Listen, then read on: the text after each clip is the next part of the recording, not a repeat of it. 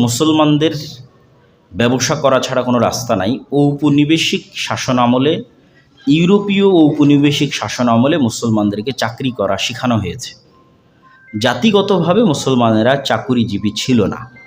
আপনি সাহাবীদের জীবনী পড়ে দেখবেন যে সাহাবীদের 90% বেশির মৃত্যু তাদের নিজ বাড়িতেও হয়নি, নিজ এলাকাতেও হয়নি, নিজ শহরেও হয়নি।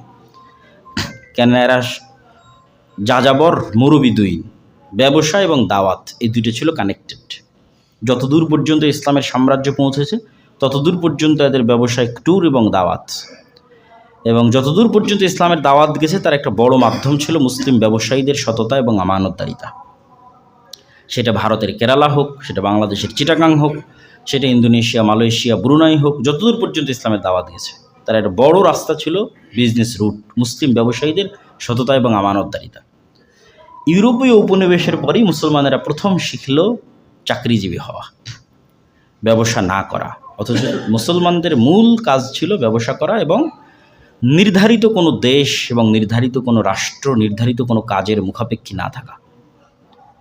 নাহি মাকাম কি খুগার তবিয়তে আজাদ, হাওয়ায়ে সাইরে মেসালে নসিম পায়দা কর।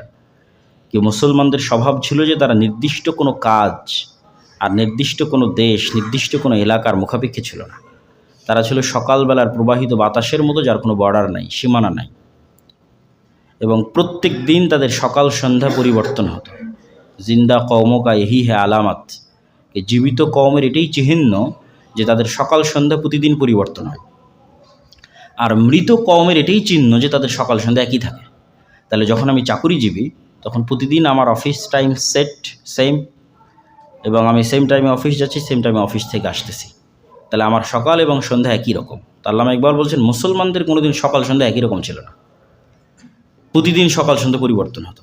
কেন? আজকে আছে এখানে, এক সপ্তাহ এখানে থাকার পর তারপরের দিনে আর এক সপ্তাহ ওখানে। মরু যাযাবর বিদুইনদের যেমন জীবন হয়, তো তারা দিনের দাওয়াত এবং ব্যবসায়িক দাওয়াত নিয়ে নতুন নতুন জায়গা, নতুন নতুন দেশ, নতুন নতুন কাজের সন্ধানে থাকতো। তো যখনই নতুন নতুন জায়গা, নতুন দেশ, নতুন কাজের সন্ধানে ঘুরে বেড়াবে, তো প্রতিদিন সকাল সন্ধ্যা পরিবর্তন হবে। নতুন রিস্ক, নতুন দায়িত্ব, নতুন চ্যালেঞ্জ, তখনই সকাল সন্ধ্যা নতুন নতুন আসবে। এবং আসলেই যারা উদ্যোক্তা হয়, যারা একের পর এক উদ্যোগ নেয়, যারা ব্যবসায়ী হয়, তাদের সবসময় সকাল সন্ধ্যা একরকম থাকে না। তাদের নতুন কাজ শুরু করতে হয়, নতুন ডিসিশন নিতে হয়, নতুন চ্যালেঞ্জ ফেস করতে হয়। কিন্তু যখনই আপনি চাকরিজীবী হয়ে যাবেন তখন একটা সেম কাজ, সেম পেশা এবং সেম জায়গা। এবং এটাতেও হতাশায় ভোগার দরকার নাই যে আমি যদি মানুষ যদি চাকরিজীবী না হয় তাহলে কে চাকরি করবে, ব্যবসায়ীদের কাজ কে করে দেবে? আপনি নিশ্চিত থাকেন যে সারা বাংলাদেশের সব মানুষ যদি ব্যবসায়ী হয় তাহলে এখানে চাকরি করার জন্য আফ্রিকানরা আসবে, এখানে চাকরি করার জন্য অন্য দেশ থেকে মানুষ আসবে। এই আল্লাহর পৃথিবীর নিজাম এরকমই। কিন্তু সাহস এবং রিস্ক নিতে হবে, এবং আল্লাহ সুবহানাহু ওয়া তাআলার পৃথিবীতে রিজিক বন্টনের যে সিস্টেম, তার একটা বড় অংশ ব্যবসায়ীদের খাতায়, ব্যবসায়ীদের ঘরে। তবে অবশ্যই ক্যাশ টাকার ব্যবসায়ী, লোনের নয়। লোন মানেই গোলামি, বিশেষ করে সুদের লোনের কখনোই নয়। এবং আরেকটা জিনিস মাথায় রাখতে হবে, যেটা আমাদের যুবক সমাজ ভুল করে, ধনী হওয়ার জন্য কোনো শর্টকাট ওয়ে নাই। প্রত্যেক শর্টকাট ওয়ে সন্দেহযুক্ত। কেউ যদি মনে করে যে আমি আজকে এই রাস্তায় গিয়ে শর্টকাটে ধনী হয়ে যাব, নিশ্চিত থাকেন ওটার মধ্যে হারাম আছে। তাহলে ধনী মানুষ কীভাবে হয়? কম্পাউন্ড পদ্ধতিতে আসলে মানুষ ধনী হয়। যে আমি আপনাকে বললাম যে এখানে 50 লক্ষ টাকা আছে, এটা নেবেন, না আপনাকে 1 টাকা দিব, যে 1 টাকা প্রতিদিন দ্বিগুণ হবে সেটা নেবেন। তো আপনার ব্রেনে কাজ করবে, আজকে 1 টাকা, কাল দ্বিগুণ হলে 2 টাকা হবে, তারপরের দিন দ্বিগুণ হলে 4 টাকা হবে, তারপরের দিন হলে 8 টাকা হবে। তো আমার তো 50 লক্ষ টাকাই ভালো। কিন্তু আপনি ক্যালকুলেট করে দেখবেন আজকে এখান থেকে উঠে গিয়ে হিসাব লাগিয়ে যে 30তম দিনে এই টাকা কোথায় গিয়ে পৌঁছে। এই 1 টাকাকেই যদি ডবল করতে থাকা হয় তাহলে শুরুর দিকে মনে হচ্ছে অনেক অল্প, কিন্তু শেষের দিকে দেখবেন যে এটা কোটি পার হয়ে গেছে। তাহলে চোখের সামনে দেখতে মনে হচ্ছে যেন একবারে 50 লক্ষ টাকা আমার ভালো। কিন্তু লং টার্মে ধীর স্থিরভাবে লেগে থাকা, একটার পর একটা চেষ্টা করতে থাকা, ওইটা একটা সময়ে গিয়ে 30 বছর পর গিয়ে, 40 বছর পর গিয়ে কম্পাউন্ড হয়ে এরকম আনলিমিটেড কোটি কোটি টাকায় পরিণত হয়ে যাবে। আর তাৎক্ষণিক 50 লক্ষ, 1 কোটি এখনই পেয়ে যাচ্ছি, একে তো সন্দেহযুক্ত, হারামের সম্ভাবনা আছে, এবং দ্বিতীয়ত এইটা লাভজনক নয়, বরং লস। কেননা সাধারণত ধনী হওয়া এবং গরিব হওয়া একবারে টাকা উপার্জনের উপর নির্ভর করে না, বরং মানুষের মাইন্ড সেট আপ, মেন্টালিটির উপর নির্ভর করে। আপনাকে আজকে আমি 50 লক্ষ 1 কোটি টাকা দিয়ে দিলাম, আপনি 1 কোটি টাকা কোথায় ব্যয় করছেন, এই ব্যয় করার যে চিন্তা, এটার উপর মানুষ ধনী হয়, গরিব হয়। তাহলে এমনও মানুষ আছে যারা এমন জায়গায় ব্যয় করে যেখান থেকে আরও টাকা ব্যয় হবে, আর এমনও মানুষ আছে যারা এমন জায়গায় ব্যয় করে যেখান থেকে আরও টাকা আসবে। এই দুই মেন্টালিটির উপরই পার্থক্য নির্ভর করে। যে ঠিক আছে, আজকে আমি 1 কোটি টাকা পেয়েছি, অত চলো কালকে 30-40 লক্ষ টাকা দিয়ে একটা গাড়ি কিনি। তাহলে গাড়ি কিনলাম মানে ওখান থেকে আরও ব্যয়ের রাস্তা তৈরি হলো। গাড়িতে তেল লাগবে, গাড়িতে মোবিল দিতে হবে, গাড়ি ঠিক করতে হবে, টায়ার কিনতে হবে, গাড়ি নষ্ট হবে। তাহলে আমি এমন একটা জিনিস কিনে ফেললাম যেটাতে আরও খরচের রাস্তা তৈরি হলো। এটা হলো গরিবদের মাইন্ড সেট আপ। এরা কখনো ধনী হতে পারবে না, এদের ধনী হওয়ার রাস্তা বন্ধ, এই পর্যন্তই সীমাবদ্ধ, যেই পর্যন্ত তারা গেছে। কে ধনী হতে পারবে? যে 5 টাকা ইনকাম করার পরও বলবে যে এই 5 টাকা দিয়ে এমন কোথায় লাগানো যায় যেখান থেকে আরও 1 টাকা আসতে পারে, এবং মূলধন থেকে কখনো নিজের প্রয়োজন মেটানোর চিন্তা করবে না, বরং টাকা আসার রাস্তা তৈরি করে যেখান থেকে টাকা আসবে ওই আসা টাকা থেকে হালকা হালকা করে প্রয়োজন মেটানোর চেষ্টা করবে। একদিন অনেক বড় ধনী হয়ে যাবে, কোটি কোটি টাকার মালিক হয়ে যাবে। আর যে চিন্তা করতেছে না আমার এখনই একটা এসি দরকার, এখনই একটা ফ্রিজ দরকার, এখনই একটা ওভেন দরকার, এগুলো প্রত্যেকটাই খরচ বাড়ায়। ফলত এই মেন্টালিটি যার আছে সে ধনী হতে পারবে না। আর যে চিন্তা করছে না আমার এই 50 টাকা এমন এক জায়গায় লাগাতে হবে যেখান থেকে 1 টাকা আসবে, ওই 1 টাকা থেকে আমি ধীরে ধীরে আমার প্রয়োজন মেটাবো, এ ধনী হবে। তাহলে ধনী এবং গরিব হওয়া শর্টকাট কোনো রাস্তা নাই, লেগে থাকতে হবে কম্পাউন্ড ওয়েতে।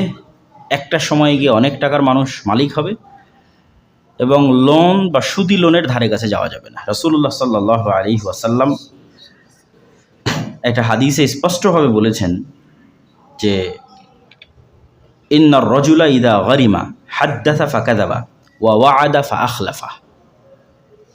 যে আল্লাহ নবী কেন সবসময় লোন থেকে বাঁচতে চাইতেন? আল্লাহুম্মা ইন্নী আউযুকা মিনাল মাআসামি ওয়াল মাগরাম, হে আল্লাহ পাপ থেকে বাঁচতে চাই, লোন থেকে বাঁচতে চাই। জালঈদ দাইনি ওয়া গালাবাতির রিজাল, আল্লাহ লোনের বোঝা থেকে বাঁচতে চাই, মানুষের আধিপত্য থেকে বাঁচতে চাই। রাসূলুল্লাহ সাল্লাল্লাহু আলাইহি সাল্লামকে জিজ্ঞেস করা হলো, আপনি কেন আপনার প্রত্যেক দোয়ায় লোন থেকে বাঁচতে চান? তখন উত্তরে বললেন, ইন্নার রাজুলা ইযা গারিমা, মানুষ যখনই লোন নেয়, হাদ্দাসা ফাকাযাবা, তখন সে কথা বললে মিথ্যা বলে অভ্যস্ত হয়ে যায়, ওয়া ওয়াআদা ফাআখলাফা, এবং ওয়াদা করলে ভঙ্গ করে অভ্যস্ত হয়ে যায়। আর মিথ্যা বলায় অভ্যস্ত হওয়াই তো গোলামি, যেটা আমার অন্য বক্তব্যগুলোতে আমি স্পষ্ট তুলে ধরেছি যে কেন মিথ্যা এবং দুর্নীতির কালচার আসলে একটা গোলাম তৈরির কালচার। তাহলে যখনই আপনি মিথ্যা এবং দুর্নীতির মধ্যে সংমিশ্রিত হন, আপনি অটোমেটিক গোলাম হয়ে যাচ্ছেন। এই জন্য সুদ গোলামি, পৃথিবীর সব মানুষের জন্য গোলামির জিঞ্জির হচ্ছে সুদ, যেন মালিক হতে হবে ক্যাশ টাকার। এবং এখানে আরও একটা জিনিস মনে রাখতে হবে যে সুদের উপর লোন বহু পরে কর্জে হাসানা দিয়ে বিলাসী পণ্য ক্রয় করা জায়েজ কিনা, এটাও সন্দেহযুক্ত। আবারও বলি, সুদের লোন বহু পরে কর্জে হাসানা দিয়ে বিলাসী পণ্য নেওয়া যাবে কিনা, এটা সন্দেহযুক্ত। তাহলে কর্জে হাসানা কখন নেওয়া যাবে? যখন আপনি বিপদে, ভাই আমি অ্যাক্সিডেন্ট করেছি, অপারেশন করতে পারছেন, একটু কর্জে হাসানা দিবা, এখন কর্জে হাসানা জায়েজ। ভাই আমি একটা এসি কিনতে চাই, কর্জে হাসানা দিবা, সুদের লোন বহু পরে কর্জে হাসানা দিয়ে এসি কিনবে, এটা হালাল হওয়ার চান্স খুব কম।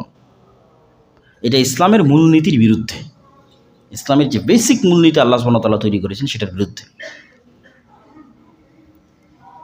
তো বিলাসী পণ্য ক্রয় করতে গিয়ে আমরা বেশি সুদের লোনে যুক্ত হচ্ছি। আর আমি আপনাকে বলতেছি যে বিলাসী পণ্য সুদের লোন দিয়ে কিনা তো বহু পরে, বিলাসী পণ্য কর্জে হাসানা দিয়ে কিনা যাবে কিনা এর কোনো দলিল কোরআন এবং হাদিস থেকে দেওয়া কঠিন আছে। তাহলে কর্জে হাসানায় জায়েজ কখন? যখন বিপদে আপনি, তখন কর্জে হাসানা জায়েজ। এবং তখন যদি আপনাকে কর্জে হাসানা দেয় তাহলে এর ফজিলত কোরআন এবং হাদিসে পরিপূর্ণ হয়ে আছে। ফলত আমাদের ইসলামের যে অর্থনৈতিক মূলনীতি আছে, এই মূলনীতি আমাদের বুঝতে হবে, এবং সেই মূলনীতি আমাদের জীবনে প্রয়োগ করে যদি আমরা চলার চেষ্টা করি, এবং আল্লাহ সুবহানাহু ওয়া তাআলা যদি আমাদের ধন সম্পদে বরকত দান করেন, বরকতের আরও অসংখ্য অনুষঙ্গ আছে, অপচয় না করা, আল্লাহ রাস্তায় দান করা, বিপদ আপদ থেকে বাঁচা, দাউ মারদাকুম বিসসাদাকাহ, সাদাকার মাধ্যমে, দানের মাধ্যমে মানুষ বিপদ আপদ থেকে বেঁচে যায়, এবং ওয়া তো হাক্কাহা ইয়াউমা হাসাদিহা, এবং যখনই কোনো একটা কিছু ইনকাম করা, কোনো একটা কিছু পাওয়া, তখনই সেটার থেকে অল্প কিছু হলেও মানুষকে দিয়ে দেওয়া। দেখা যায় আজকে বাড়ি থেকে 5টা লাউ উঠেছে, লাউয়ের গাছ থেকে একটা মানুষকে দিয়ে দেওয়া। আজকে 10 কেজি আম উঠেছে, 1 কেজি মানুষকে দিয়ে দাও। আজকে 30,000 টাকা বেতন পেলাম, 1,000 টাকা আল্লাহর রাস্তায়। এরকম যে কোনো প্রত্যেক যে ইনকাম থাকবে সেই ইনকামের একটা অংশ আল্লাহ সুবহানাহু ওয়া তাআলার রাস্তায় দিয়ে দিলে বিপদ আপদ কমে যাবে এবং কঠিন থেকে কঠিন যে অসুখ বিসুখগুলো হয় সেই কঠিন থেকে কঠিন অসুখ বিসুখগুলো থেকে বেঁচে থাকার সম্ভাবনা বাড়বে এবং জান্নাত ক্রয়ের সুযোগ বাড়বে। তো আল্লাহ সুবহানাহু ওয়া তাআলা আমাদের আজকের যে আলোচনা আমরা তুলে ধরলাম, এই আলোচনা থেকে আমাদের এতটুকু শিক্ষা অর্জনের আল্লাহ সুবহানাহু ওয়া তাআলা আমাদের তৌফিক দান করুক যে আমরা যেন আমাদের অর্থনৈতিক কার্যক্রমকে কোনো সময় অবমূল্যায়ন না করি। যে ইসলাম মানে ঘরে বসে থাকতে হবে, আনপ্রোডাক্টিভ চিন্তা করা, এটার সাথে আসলে ইসলাম যায়। এই জন্য কোথাও থেকে 1 টাকা হালাল উপায়ে ইনকামের সুযোগ আছে আর আপনি সেটা পরিত্যাগ করে ঘরে বসে আছেন, মানে আপনি আসলে অহংকারী। আপনি আল্লাহ সুবহানাহু ওয়া তাআলার দয়াকে মূল্যায়ন করছেন না। সেটা রিক্সা চালক হোক, চাকরিজীবী হোক, ব্যবসায়ী হোক, প্রত্যেক যেখান থেকে 1 টাকাও হালাল উপায়ে পাওয়ার সম্ভাবনা আছে, এটার জন্য চেষ্টা করা ইবাদত, এটার জন্য চেষ্টা করা নেকির কাজ, এটার জন্য পরিশ্রম করা নেকির কাজ। এবং শুধু নিয়তের উপর ভিত্তি করে সম্পূর্ণ সময়টা ইবাদত হিসেবে গণ্য হয়ে যাবে। শুধু নিয়ত যে আমি এটা উপার্জন করব, আরও বেশি আল্লাহ সুবহানাহু ওয়া তাআলার রাস্তায় দান করব, তাহলে ব্যবসা করেন, বিজনেস করেন, চাকরি করেন, পুরো সময়টা ইবাদত হিসেবে গণ্য হবে, কোনো লস নাই। এই জন্য আমাদের এই চিন্তা এবং এই মেন্টালিটি ডেভেলপ করতে হবে। আল্লাহ সুবহানাহু ওয়া তাআলা কবুল করুক, আল্লাহুম্মা আমিন।